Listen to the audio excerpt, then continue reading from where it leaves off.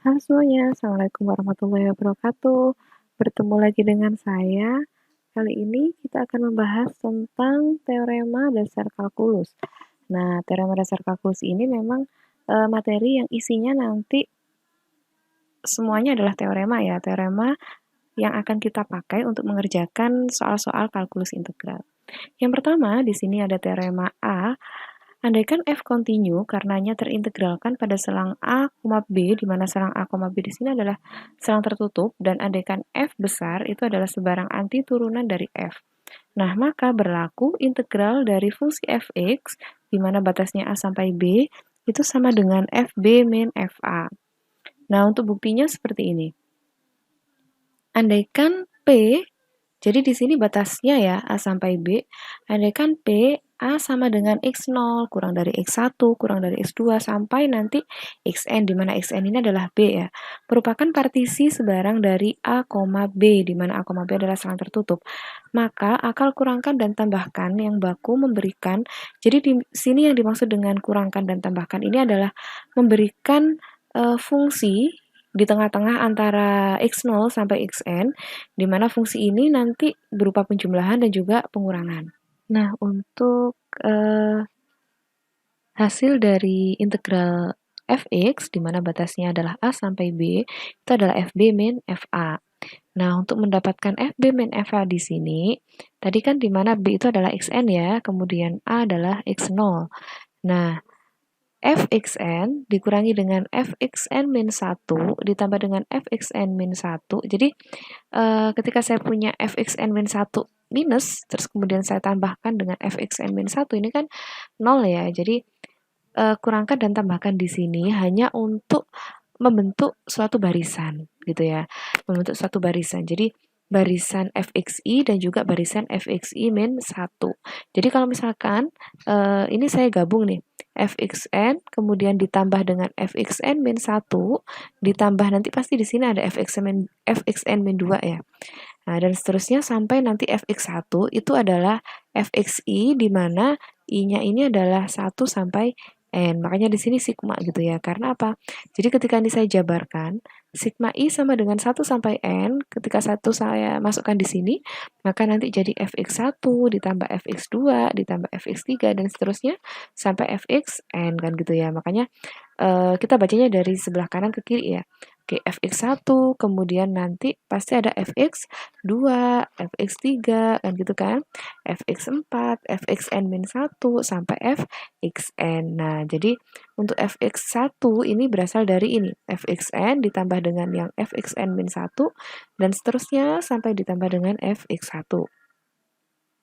Selanjutnya untuk yang fxi-1, ya, ini berasal dari yang min fxn min 1 dikurangi dengan fxn min 2. Jadi ini negatif tandanya ya. Jadi nanti negatifnya bisa dikeluarkan, kemudian negatif, kemudian dikasih kurung ya, negatif, buka kurung, fxn min 1 ditambah dengan fxn min 2 dan seterusnya gitu sampai fx 0 gitu. Jadi ketika i-nya saya masukkan 1, coba kita masukkan 1 ya. Jadi i-nya saya masukkan 1, X1 min 1 sehingga menghasilkan apa? X0 sehingga di sini fx0 kan begitu. Nah, ini sama dengan ini. Jadi bacanya dari kanan ke kiri gitu ya. Jadi kenapa kok di sini ada kurangkan dan tambahkan supaya mempermudah membentuk formula sigma. Oke. Selanjutnya menurut teorema nilai rata-rata pada turunan di mana teoremanya berbunyi seperti ini ya. Fungsi fxi dikurangi dengan fungsi fxi min 1 itu adalah turunan dari fungsi fxi dikalikan dengan xi min 1. Ini sama dengan fxi dikalikan dengan delta xi. Nah, untuk suatu pilihan xi dalam selang buka xi min 1, xi, maka berlaku seperti ini. Nah, tadi kan kita punya ini ya, kita punya sigma sekian gitu ya, fxi min 1 kan gitu. Dimana fxi min 1 berdasarkan teorema nilai rata-rata itu adalah fxi dikalikan delta xi sehingga yang sebelah sini ini kita rubah menjadi fxi delta xi membentuk yang seperti ini. Nah, setelah itu, karena di sini sigma gitu ya, kemudian kan boleh kita limitkan ya, dimana supaya nanti hasilnya ini eh, sesuai dengan sebenarnya kan kalau misalkan mencari integral tentu itu adalah mencari luasan di bawah kurva gitu. Nah, untuk mendapatkan luasan di bawah kurva dengan menggunakan aturan fungsi dikalikan dengan delta xi, ini kan luas ya.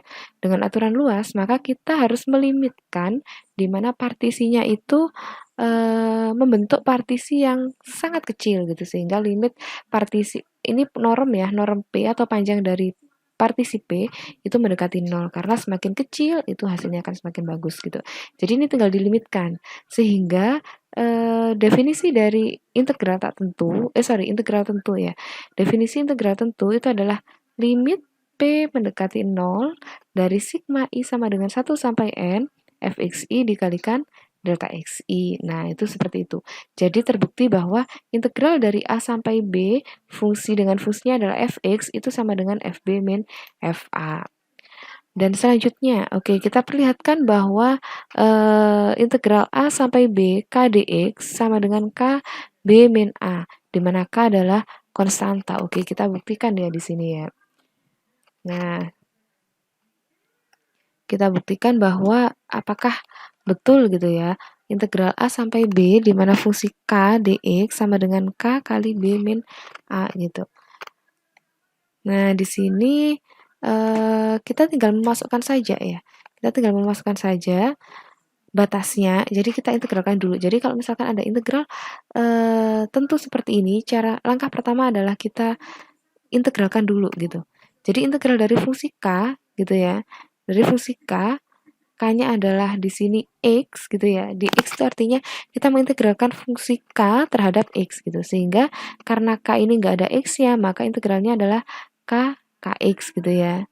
Nah, integralnya adalah kx kan gitu. Dimana batasnya adalah a sampai b kan gitu. Nah, selanjutnya apakah sama dengan ini? Nah, karena ada batasnya a sampai b, maka b-nya kita masukkan dulu. Jadi k, b gini ya, k kali b dikurangi dengan k kali a. Di mana sama-sama punya k, maka k-nya bisa saya keluarkan. Jadi k sama dengan b min a gitu. Oke, bisa difahami ya? Nah, sangat mudah sekali. Untuk contoh selanjutnya, di sini ada contoh 2, di mana contoh ini kita harus memperlihatkan bahwa integral dari fungsi x, di mana batasnya adalah a sampai b dx, itu sama dengan b kuadrat per 2 dikurangi dengan a kuadrat min dikurangi dengan a kuadrat per 2 gitu ya. Nah, caranya gimana? Caranya sama seperti tadi. Jadi kita integralkan dulu gitu ya. Ini kita integralkan. Hasilnya berapa kira-kira kalau misalkan x saya integralkan terhadap dx? Maka pangkatnya bertambah 1 kan gitu ya, sehingga jadi x kuadrat gitu. X kuadrat, kemudian 1 per 2 kan gitu ya. Nah, selanjutnya di sini karena batasnya adalah A sampai B, gitu ya, batasnya A sampai B, maka kita substitusi nilai B dulu, kemudian kita kurangi dengan nilai A. Sehingga ketika saya substitusi nilai B, maka hasilnya bentuknya seperti ini. Setengah kali B kuadrat dikurangi dengan setengah kali A kuadrat gitu ya. Nah, bentuknya seperti ini. Sehingga kalau misalkan saya kalikan dengan 1 per 2, maka hasilnya menjadi B kuadrat per 2, kemudian ditambah dengan, dikurangi ya.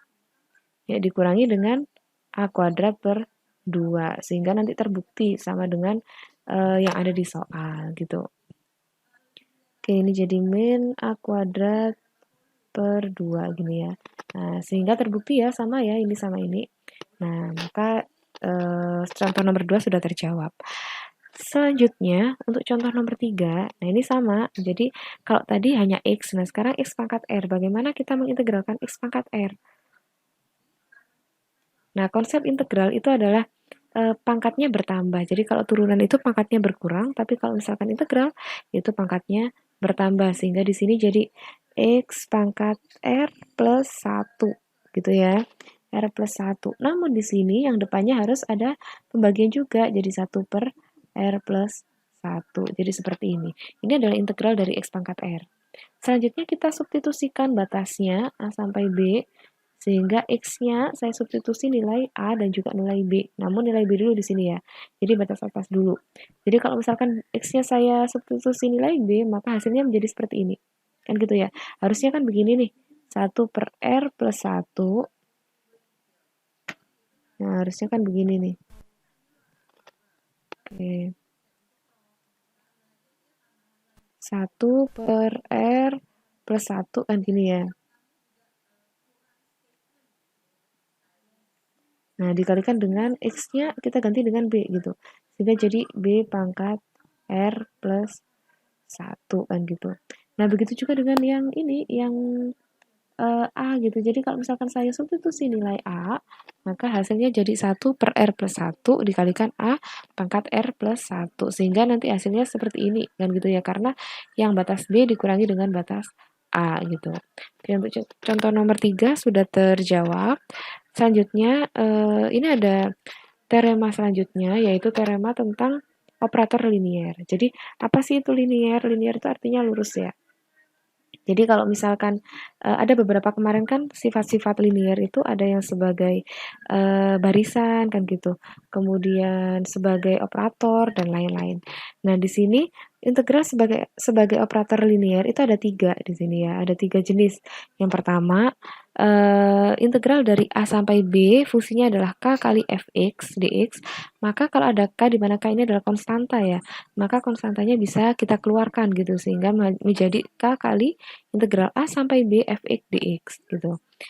Nah, selanjutnya ketika penjumlahan maka bisa kita pisah gitu. Begitu juga dengan pengurangan bisa langsung kita pisah. Ya, jadi kita integralkan masing-masing di mana operatornya ini masih tetap berfungsi sesuai dengan yang ada di depan gitu. Nah, untuk pembuktiannya yang pertama adalah tadi konstanta ya. Yang pertama ada suatu konstanta dikalikan dengan fungsi fx di mana batasnya adalah a sampai b, maka konstantanya bisa kita keluarkan. Nah, namun sebelum kita keluarkan, definisikan integral tentu ini sebagai integral Riemann, di mana definisinya bentuknya seperti ini ya. Limit partisipe mendekati 0 dari sigma i sama dengan 1 sampai n k kali fxi kali delta xi. Kenapa ada k? Karena memang di sini ada konstanta. Nah, selanjutnya k-nya bisa kita keluarkan. Nah, sama seperti kemarin kan kita sudah bahas juga aturan sigma ya. K-nya kita keluarkan, kalau keluar sehingga menjadi bentuknya seperti ini, k kali limit sekian. Nah, karena limit sigma i sama dengan 1 sampai n dari fxi delta x itu adalah integral tentu dari fungsi fx di mana batasnya a sampai b, sehingga terbukti bahwa ketika ada suatu konstanta dikalikan fx itu bisa kita keluarkan. Oke, dan itu tidak akan mempengaruhi hasil gitu ya. Nah, selanjutnya untuk yang kedua, seperti ini. Yang kedua tadi kan penjumlahan ya, jadi ketika ada fungsi fx dan dijumlahkan dengan gx, terus kemudian kita integralkan, maka fungsinya ini bisa kita pecah. Nah, jadi sebelum kita pecah, maka kita definisikan dulu ya, sesuai dengan definisi integral Riemann. Nah, jadi sigma fx ditambah dengan gx dikalikan dengan delta x, kan gitu. Ini kan definisinya ya. Nah, setelah ini kita menggunakan teorema yang sudah ada, bahwa sigma itu ketika penjumlahan juga bisa dipecah gitu ya. Sehingga bentuknya seperti ini. Nah, ketika sudah dipecah, kan tadi dilimitkan ya, limitnya di luar gitu ya. Kemudian ketika saya masukkan, maka bentuknya seperti ini.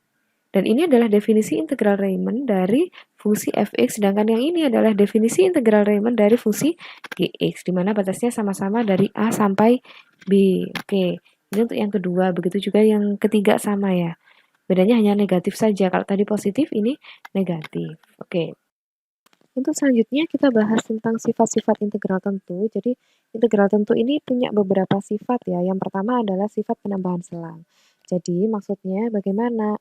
Nah, ketika ada suatu fungsi fx kita integralkan di mana selangnya adalah a sampai c ya. Di sini a sampai c, a, b dan c itu adalah suatu titik gitu ya. Atau nanti pastinya dia berupa konstanta kan gitu. Kalau dalam fungsi. Nah, integral dari fungsi fx dengan batas a sampai c itu bisa kita pecah. Jadi di tengah-tengah antara a sampai c itu adalah ada titik b gitu ya, ada titik b. Jadi integral dari fungsi fx a sampai b batasnya ditambah dengan b sampai c. Nah, itu nanti kalau digabung akan menjadi batas dari a sampai c gitu.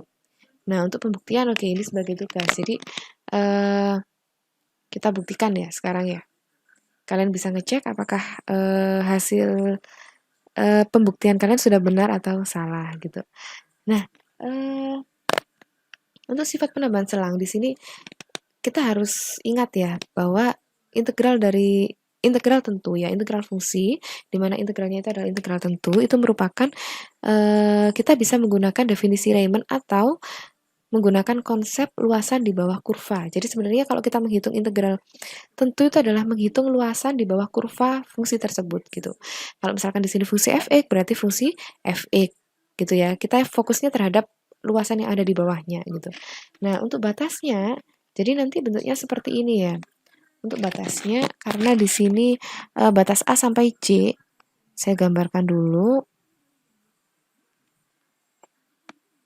Nah, jadi ada suatu koordinat kartesius gitu ya. Nah, di mana batasnya adalah A sampai C. Oke.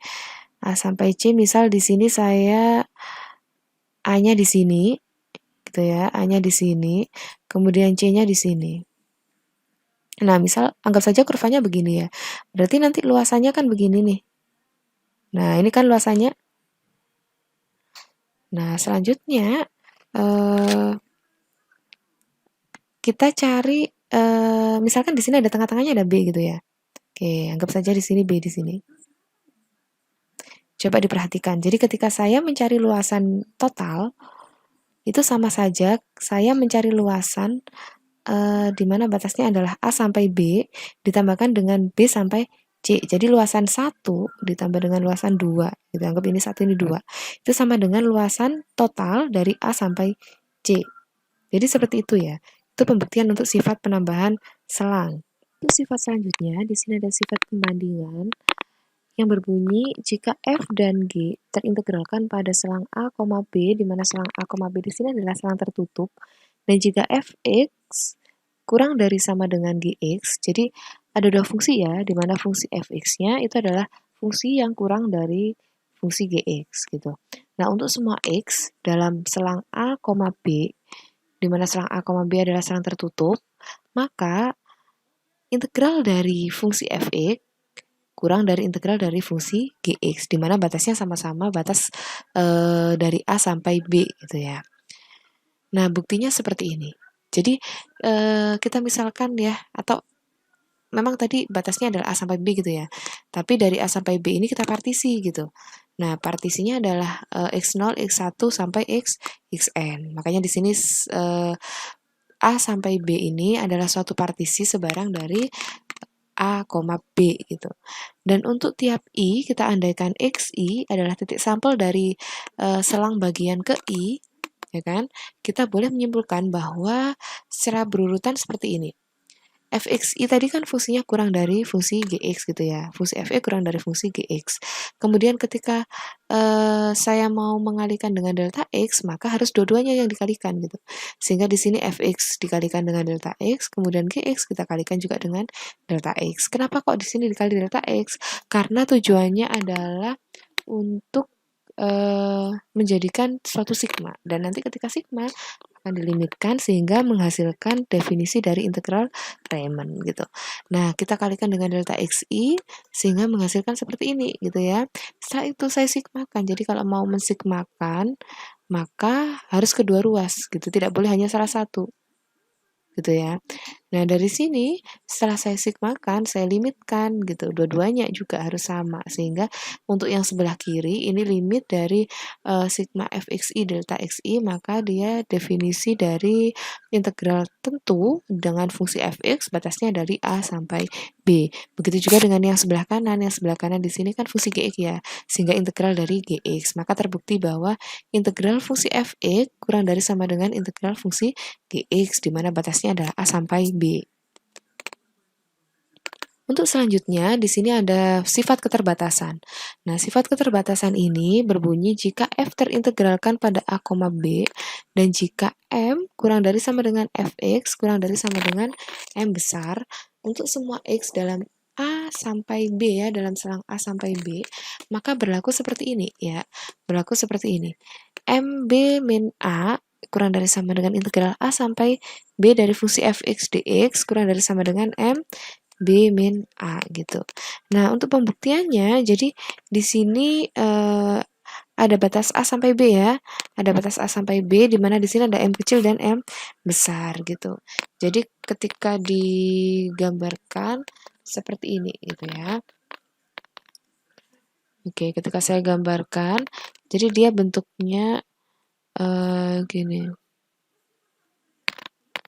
Oke, sorry.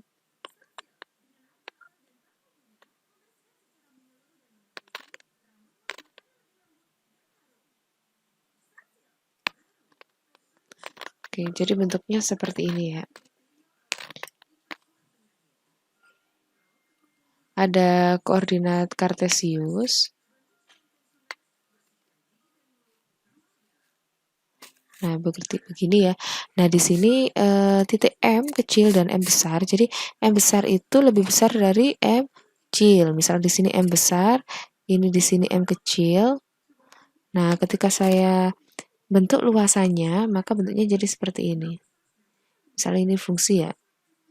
Nah, kan gini kan. Nah, oke, di mana M kecil ini kurang dari M besar. Nah, dari sini ya, dari sini kita bisa memisalkan nih. Memisalkan M-nya ini adalah suatu fungsi ya. Ya kan, suatu fungsi. Jadi, untuk membuktikan ketaksamaan sebelah kanan. Jadi, kita harus membuktikan ya, membuktikan ketaksamaan karena di sini bukan sama dengannya, tapi tandanya kurang dari. Untuk membuktikan yang ruas sebelah kanan ini kan ini ya, M besar B min A. Jadi M besar ini saya misalkan sebagai GX gitu. Jadi ini dimisalkan sebagai GX. Oke, ini kita misalkan sebagai GX. Nah, selanjutnya berarti kan GX sama dengan M. Ketika saya mau mengintegralkan, ya kan, saya mau mengintegralkan terhadap variabel ini ya, variabel X ya. Maka jadi M kalau diintegralkan terhadap variabel X, maka jadi MX kan gitu kan. Sehingga jadinya bentuknya begini. Mungkin di sini ya. Oh sorry, saya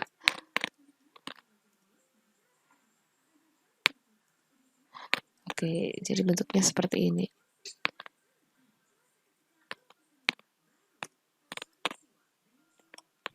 Oke, tadi kan dimisalkan ya, bentar.